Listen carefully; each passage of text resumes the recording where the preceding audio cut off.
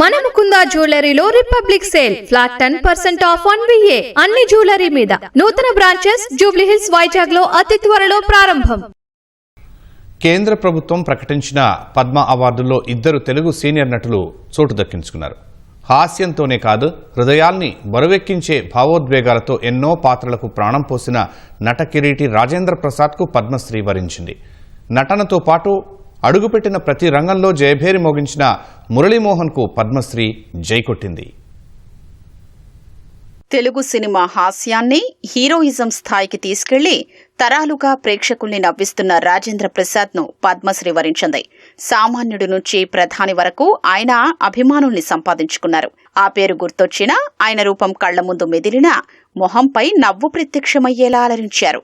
ఎన్టీఆర్ సలహాతో నవ్వుల బాట పట్టిన రాజేంద్ర ప్రసాద్ అప్పులప్పారావు అయ్యారు. పేకాట పాపారావుగా మెప్పించారు. ఒక కంట పన్నీరు, మరో కంట కన్నీరు ఒలికించారు. నవ్వు అవసరం ఉన్నంతవరకు ప్రేక్షకుల మనసుల్లో నేనుంటా అని చెప్పే రాజేంద్ర ప్రసాద్ ఆ మాటకు తగ్గట్టే నేటి తరాన్ని నవ్విస్తున్నారు.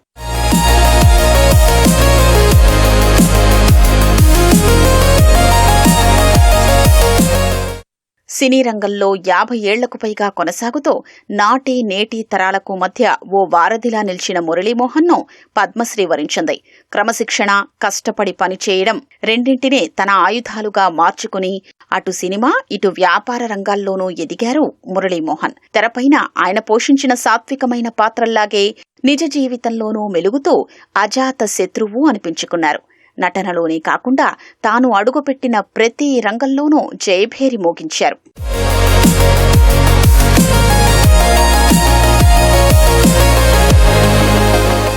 మురళీమోహన్ నటుడిగానే కాకుండా నిర్మాతగానూ 25కు పైగా సినిమాలు చేశారు. 1980లో జయభేరి ఆర్ట్స్ సంస్థను తన సోదరుడు కిషోర్తో కలిసి స్థాపించిన ఆయన తన 100వ చిత్రం వారాలబ్బాయి మహేష్ బాబు కథానాయకుడిగా అతడు సహా 25 సినిమాల్ని నిర్మించారు.